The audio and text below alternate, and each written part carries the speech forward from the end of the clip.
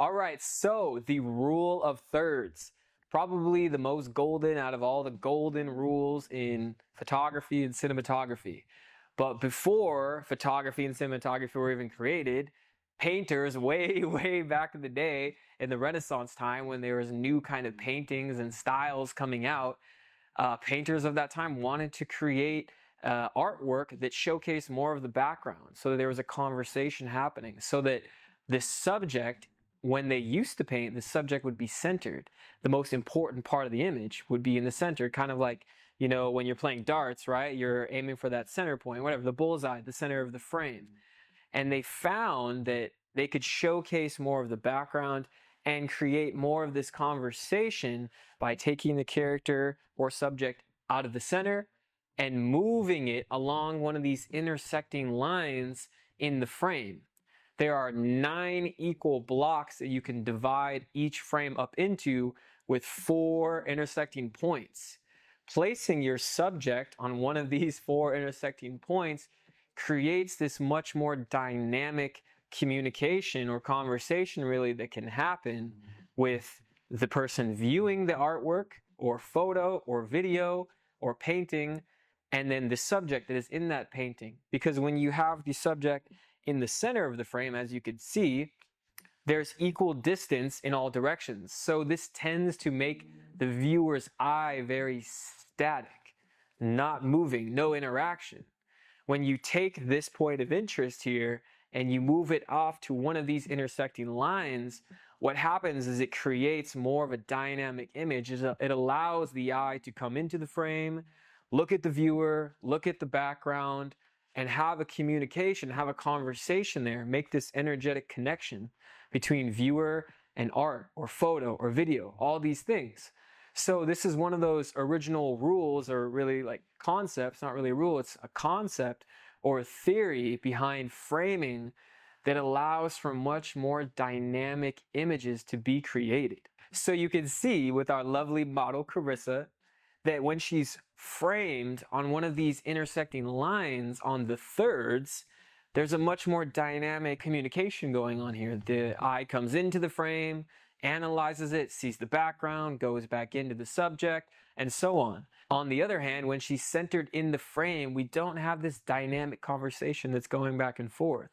So in my films and in my photos and in all the stuff that I create, as a cinematographer, you have to have this in mind.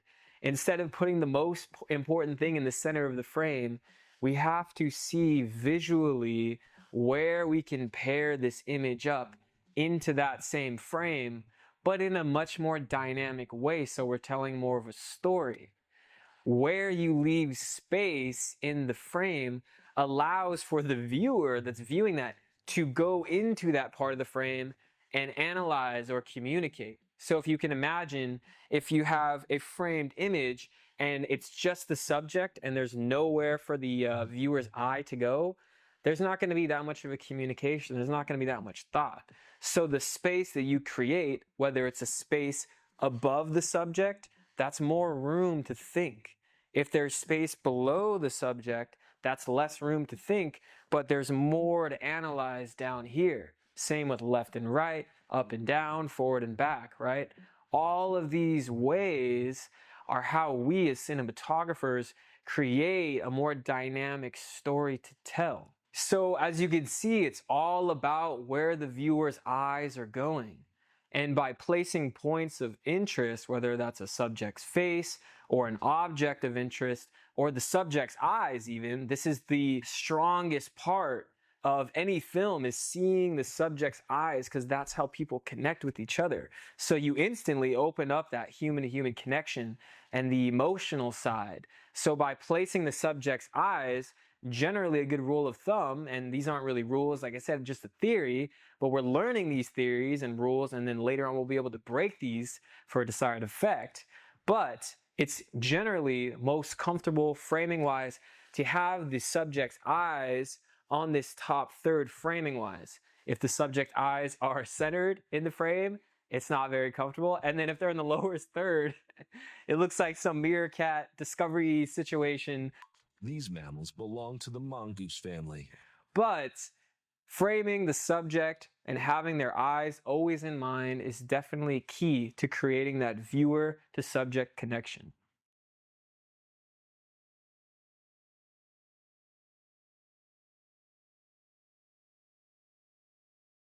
So the next form of cinematic language that we use to create these pleasing images, because that's really what good films do, is they create this cinematic vibe, this feeling of imagery that's pleasing to look at. So right now we're dissecting and breaking down all these things and the theories behind them so that we can use these with any equipment, any camera, in any situation. So this next thing is called frame balancing or creating counterpoints. The gist of it is basically that every single object of interest in your frame has a specific weight to it. So right now I'm centered in this image. I have a certain weight where I'm holding down the middle and center and lower part of this frame. It's much more light and open, and there's space out here.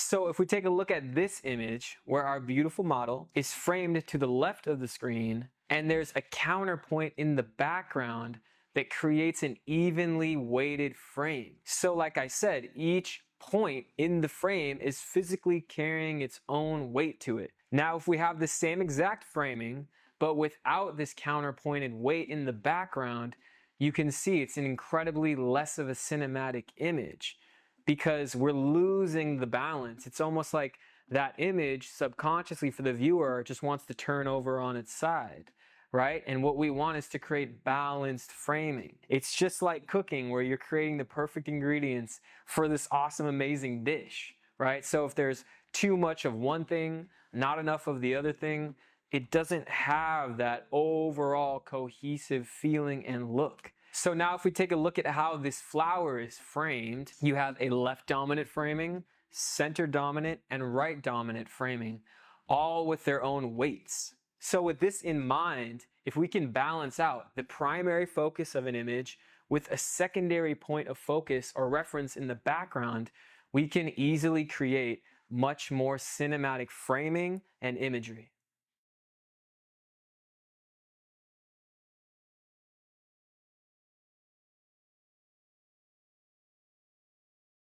So that's where most people stop, is at this, surface level understanding of these theories and principles behind filmmaking.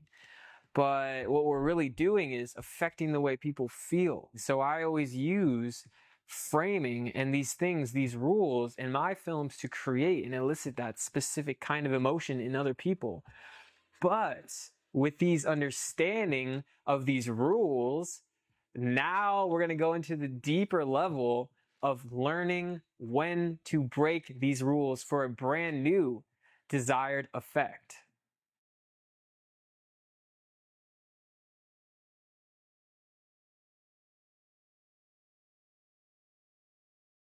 So with bending these golden rules that we just learned, we basically have understood how to make the viewer feel comfortable, right? So that they're drawn into your film. Because if the framing is comfortable, the viewer is comfortable. If the framing is sideways and kind of disoriented, maybe a little shaky, the viewer is going to feel that. Because like I explained, we're experiencing what's going on in the screen. The screen is doing the thinking and feeling for us. And then as the viewer, we experience all these things.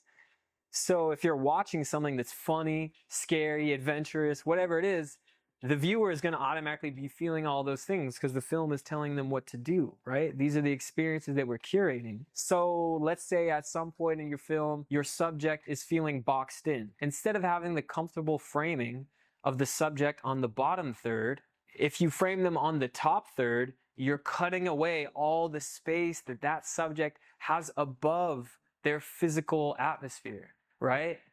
So the viewer inherently automatically feels that. They get sucked into that emotional framing by bending that rule. Now let's say at whatever point in our film or video, we want the subject and the viewer, because these two go hand in hand, to feel open and free. We're going to bend these rules for that viewer to feel open and free, and we're going to give them space to experience that. Now, if we want a little bit of a different effect and we want to invoke a more of a thinking or mental process, that's the kind of imagery that we're going to convey to the audience. And so if we frame the subject above the eye level of the camera, you are looking up to the subject, and the viewer feels that that subject is in power because of the relationship between the camera and the subject. Anytime you have to look up to someone, like as a child, you're looking up to, elders, your parents, your teachers. Physically, you have to physically look up to them, but energetically, there's that exchange where they're in a place of power. On the other end of the spectrum, if the subject is being looked down upon through the lens, the viewer will feel in a place of power because they're looking down upon the subject. It's just like in real life, where if you want to have a comfortable conversation, you talk eye to eye. You don't talk with one person way down and one person way above. So now let's say we want to create a more mysterious vibe. We're going to not show the entire story, right? We're going to hide some things with the framing. And as you know by now, we could add lighting into the situation and create deep shadows mixed with framing. So you see, you're creating all of these ingredients to consciously create specific moments and feelings for your viewers and for your audience.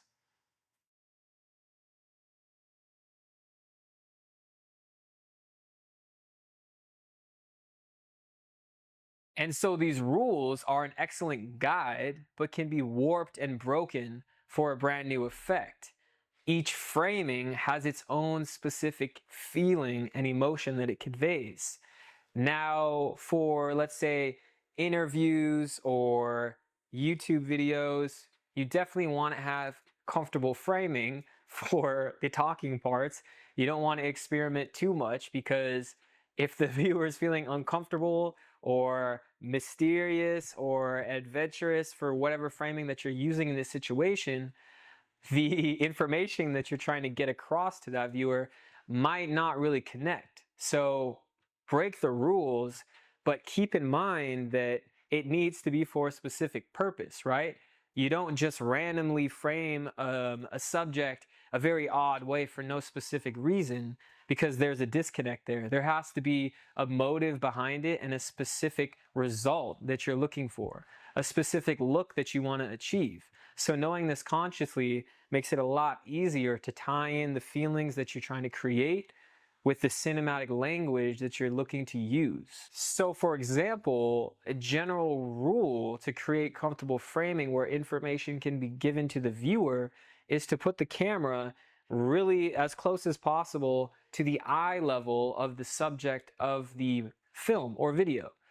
This always allows for a we're on the same page, we're on the same level form of communication. And so there are so many different ways, right, to create this kind of different emotional reaction or subconscious effect that you're having on the viewer. But always keeping in mind that there has to be a purpose and a reason behind what you're doing, right? We can't just go and be setting up odd framing and really weird camera angles, because that's going to disorient the viewer. And this is the exact opposite effect that we want to have in our films.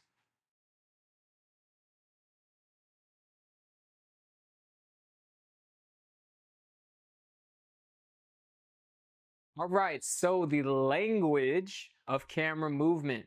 Definitely, probably my most favorite part of filmmaking, besides the editing process, is using dynamic camera movement, right? Moving the camera physically through space, forward and back, left and right, up and down, and this three-dimensional axis that we have to create incredible imagery, right? And there's so much intricacies that are involved in camera movement.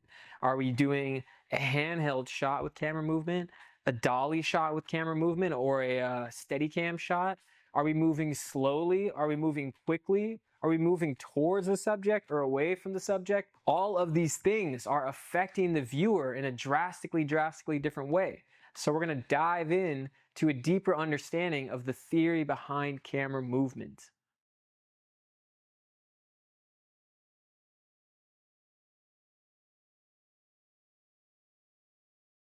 Let's first start off with the big difference between a push-in, physically moving the camera, and zooming, right?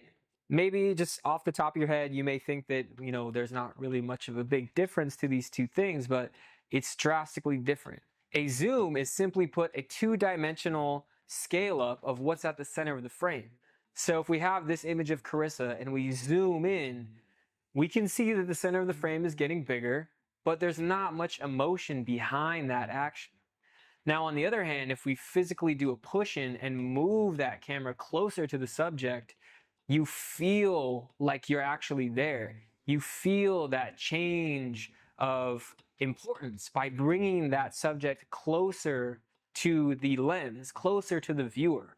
So a zoom is kind of like watching something on a TV screen from a distance, and then using a camera movement like a push in instead of a zoom is like physically being there.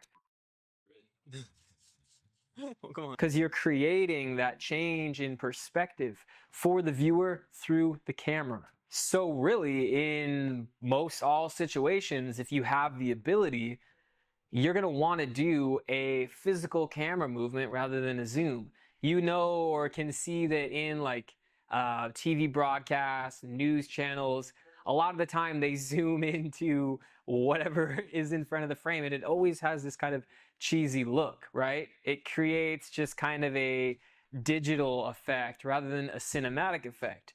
And generally, as filmmakers and video creators, we're more towards creating that cinematic effect rather than that digital effect, which we try to stay away from.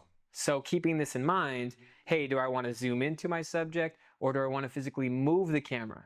Which brings us to the different types of camera movement.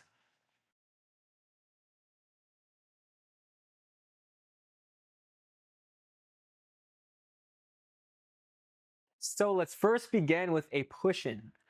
When we physically move the camera towards the subject, what we're saying to the audience subconsciously is we're saying that what's being made bigger in the frame, right? Just like what we talked about before, what's being made bigger in the frame is of importance. And when we move closer to an object or to a subject, we're beginning to learn more about that subject. Whether they're doing something important or saying something important, you can kind of think of it as when someone has something really important to tell you, they're not going to step away and then say it to you from a distance. They're going to really come in and then maybe whisper it into your ear, whatever the situation is. The closer you bring someone, something, or some perspective closer to you, the more importance it has. So we're affecting the viewer in this way that's saying, okay, what we're going into, I want you to learn more about. And then now, on the other hand, if we do a pull out camera movement, you're giving the feeling of a leaving of the scene, or we're concluding something, or something is coming to an end. You can feel that as you leave.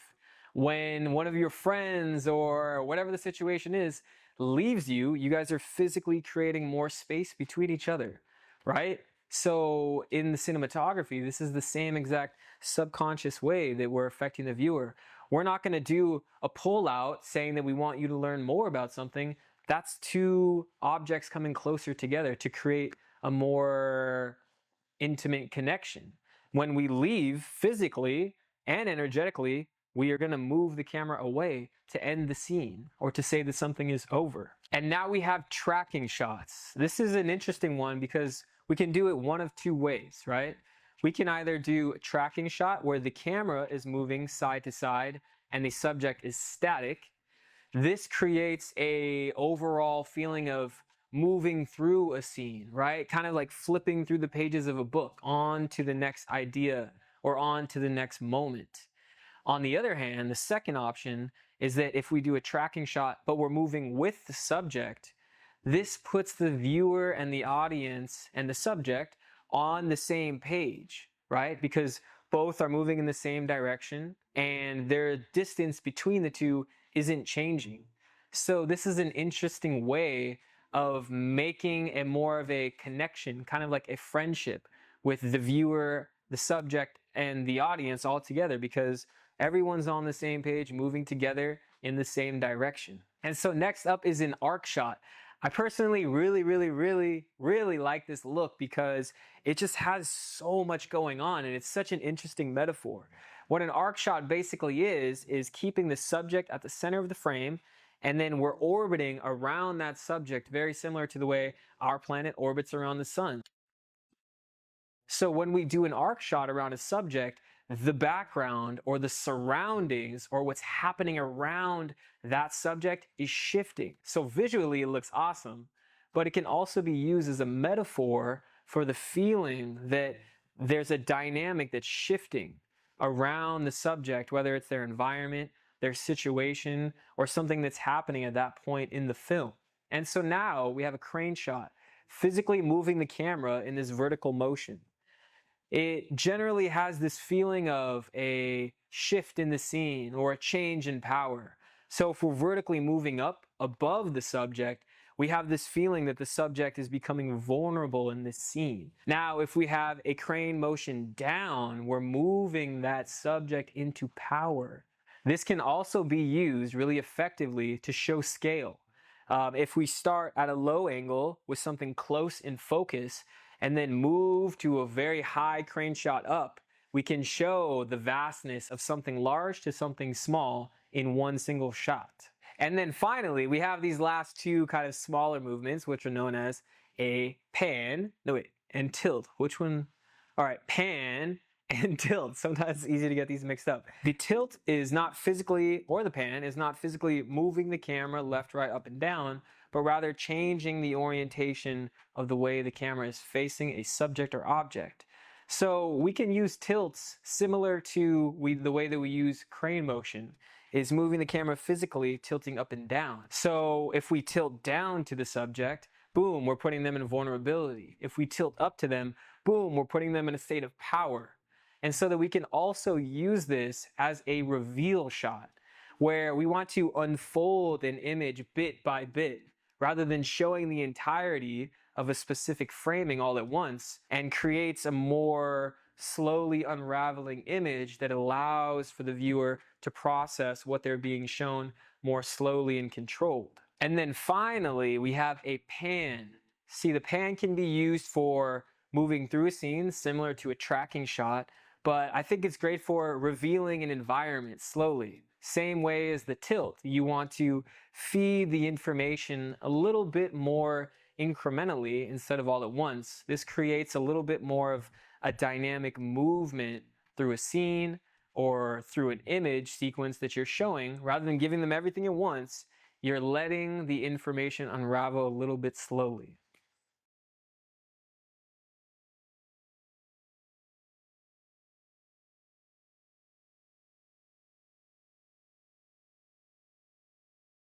Whew. Coffee break time. And so now, this is where most people would stop, just focusing on the different kinds of movements. But it's not just the movement that you do, but it's the speed at which you do that movement and the quality that you create that movement at that makes this entirely different experience for the viewer. So let's get into it. So the speed at which you move your camera, just like panning and tilting, if we do a very quick pan of an environment, you're giving that viewer a lot of information very quickly that they have to digest and decide what it means, right? That they're pulling from the image. Now, if we do a slow tilt instead, we're feeding that viewer information that they're absorbing from the image very slowly. So there's time for that conversation to happen. Now, bringing that same idea and concept into your camera movement, once you decide what movement you want to do, a push in, a pull out, a tracking shot, an arc shot, the speed at which you do that movement has a dramatic and drastic effect on the viewer. So if we decide to do a push-in shot and we do a very sharp push-in, we're saying, whoa, hey, it's about to go down, right? Because we're feeding them that information incredibly quickly. Now, if we do that same exact push-in movement, much slower and gentle, we're creating more of an intriguing effect on the viewer, right? We're allowing them to absorb the information and feel the surrounding. It's just like we're basically playing with the viewer's emotion and reaction with this lever. of how fast we want to do things. Do we want it to be super exciting and quick like a roller coaster? Or do we want to slow things down on this lever that we have and do things much more graciously and slowly and allow things to catch up and allow for information to be absorbed? So fast and sharp is exciting and a surprise, right? You can imagine at a turning point in a scene of any movie, when something important happens, there's a quick push in. So we can use this effect to either inject the scene with energy or go slow and allow for an unfolding process to happen. And you can imagine that if you're on a roller coaster and that roller coaster is going incredibly fast through all the different movements of what it's doing, you know, you're going to feel that excitement. And imagine if you're on that same exact roller coaster, but the speed at which you're going is incredibly slow, very incremental, very slow. You're going to be able to take in much more information. You're going to notice things about the scenery. You're going to be able to see a bird flying in a distance and connect with that bird. It's just a much different perspective and an effect that we're creating. Same exact movement, same exact thing that we're putting the viewer through, but simply changing the speeds curates and creates a different experience.